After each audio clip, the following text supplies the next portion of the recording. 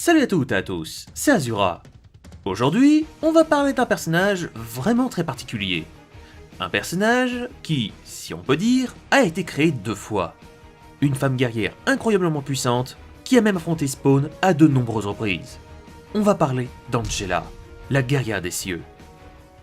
Un personnage plutôt jeune, mais qui a réussi à s'offrir une nouvelle jeunesse. Elle apparaît la toute première fois en tant qu'antagoniste dans le comics Spawn numéro 9, sorti en 1993. Elle aurait été créée par 2 artistes qui sont Neil Gaiman et par Todd McFarlane. Sauf qu'après plusieurs tentatives de Todd McFarlane qui voulait voler le travail de son associé, les 2 hommes se sont retrouvés au tribunal. Et finalement, c'est Monsieur Gaiman qui aura réussi à récupérer les droits sur le personnage d'Angela. Le 21 mars 2013, c'est pas si vieux que ça, Neil Gaiman décide de retravailler avec Marvel, il avait déjà travaillé avant, et vend le personnage d'Angela à Marvel Comics. Par la suite, elle aura été redessinée le 9 mai pour intégrer Marvel Comics, et intégrera réellement le monde de Marvel en août 2013, dans le comics Age of Ultron numéro 10.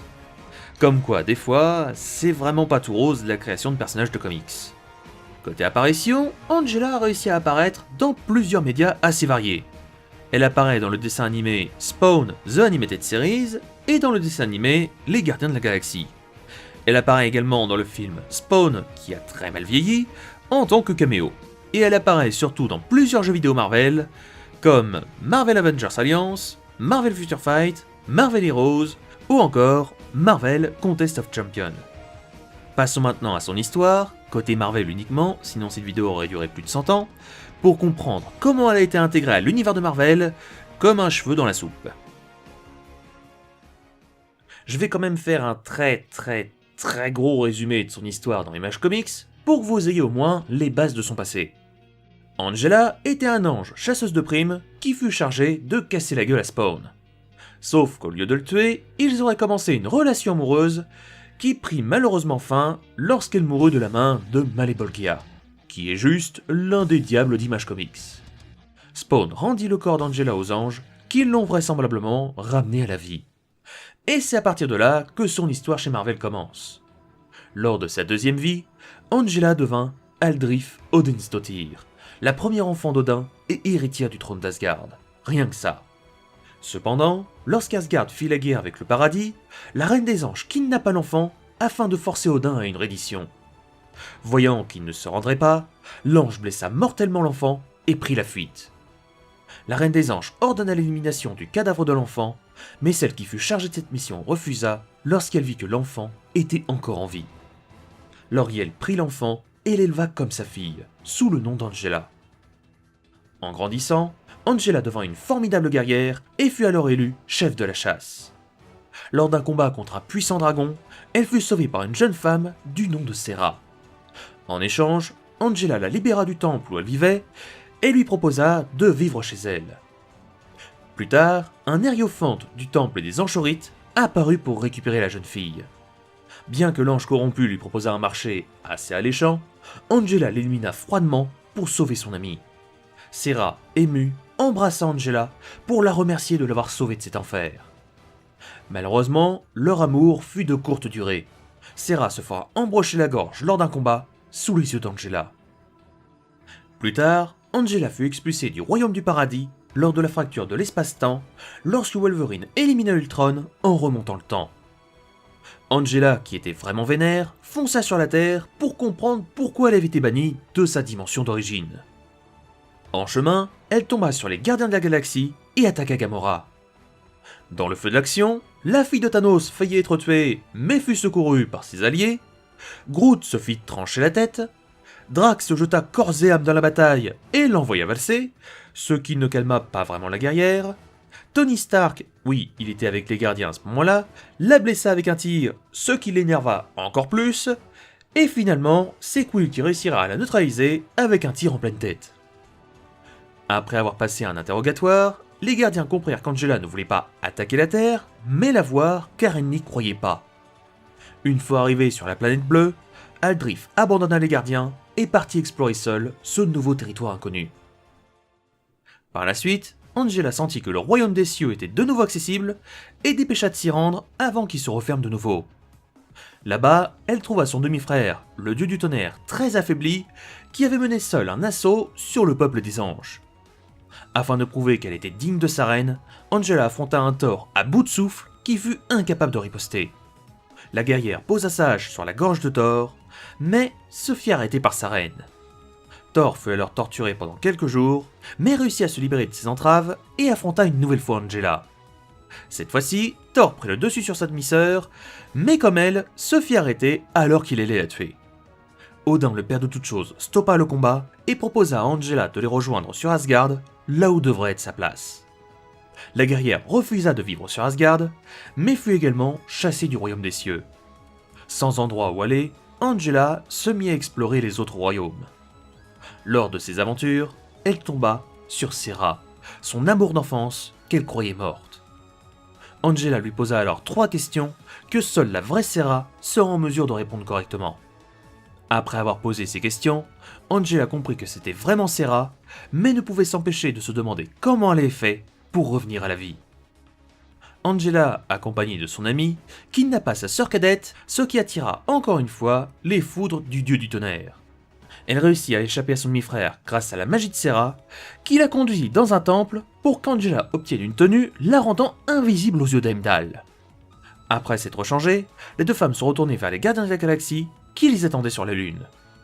Alors qu'elle jouait aux cartes, Angela entendit quelque chose et invoqua involontairement plusieurs Valkyries. Durant l'affrontement, l'une d'entre elles révéla aux gardiens qu'Angela avait kidnappé l'enfant avant de se faire violemment trancher la tête. Les gardiens exigeant une réponse, Angela leur expliqua que l'enfant était lié à Surtur et qu'elle devait l'emmener dans le royaume des anges avant qu'il enflamme les mondes. Enfant qui prit rapidement une apparence démoniaque en brûlant presque complètement Groot. Les gardiens amenèrent Angela dans le royaume des anges, qui durent faire face une nouvelle fois à Thor, qui était là pour sauver le bébé. Le combat prit fin quand Thor vit que Angela ne voulait pas la mort de l'enfant, quand elle se jeta pour le protéger d'un pilier qui allait l'écraser. Ensemble, ils montèrent tout en haut d'une fournaise, et Angela jeta le bébé dans les flammes.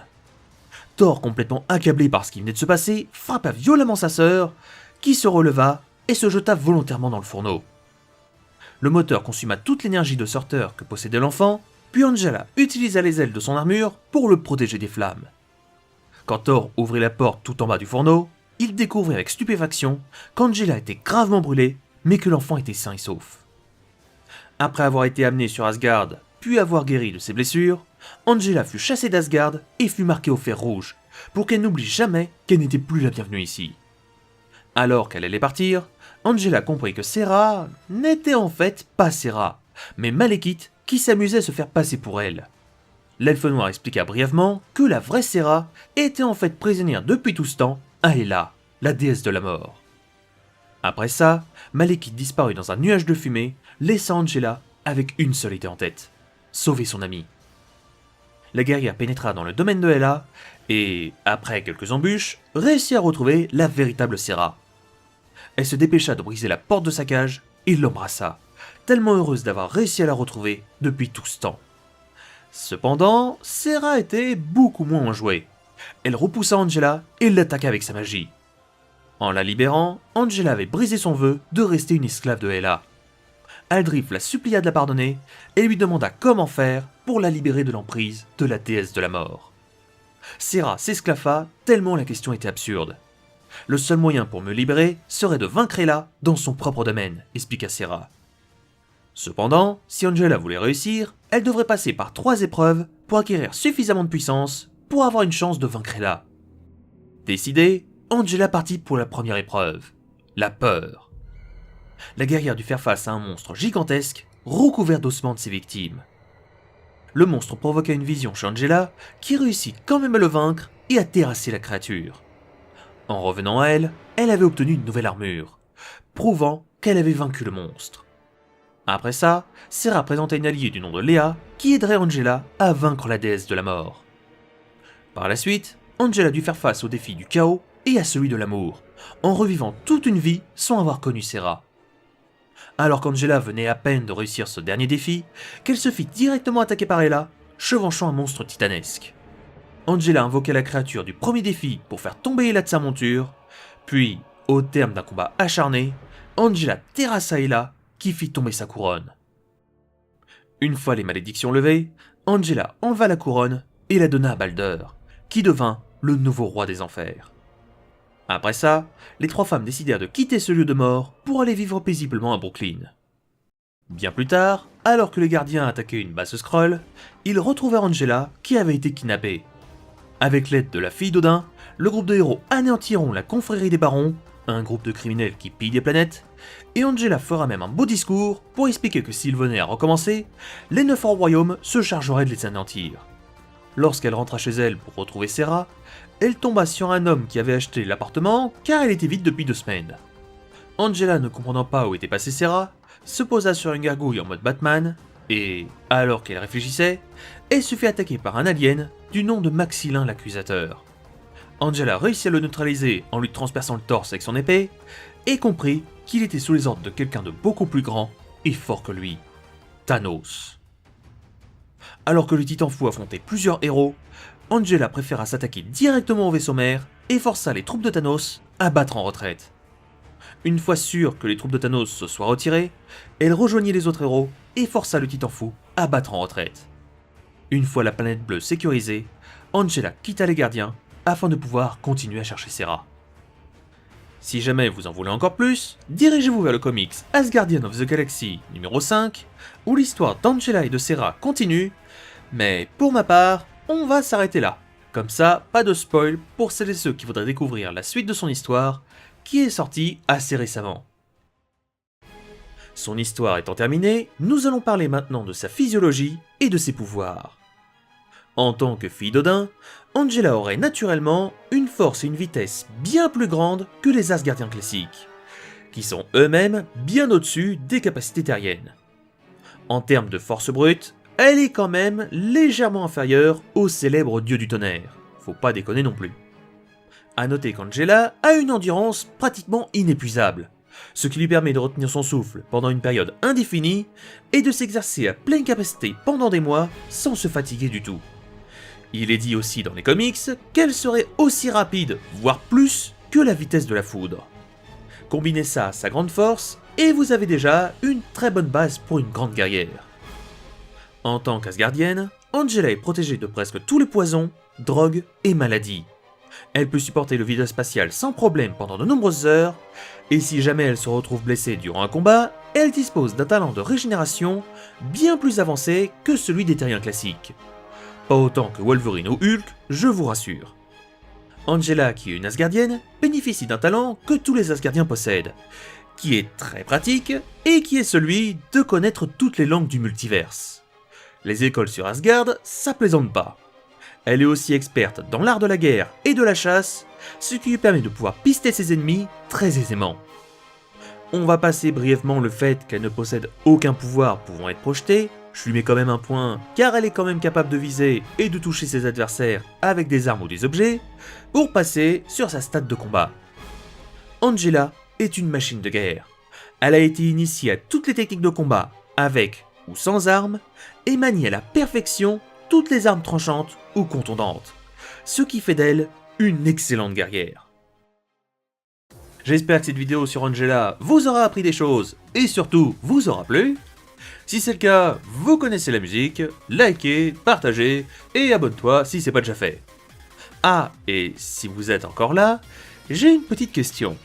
Pour l'épisode 100 de la chaîne, vous voulez quoi? Proposez-moi des trucs dans les commentaires si vous avez des idées intéressantes. Après tout, l'épisode 100 de la chaîne doit être quand même assez mémorable.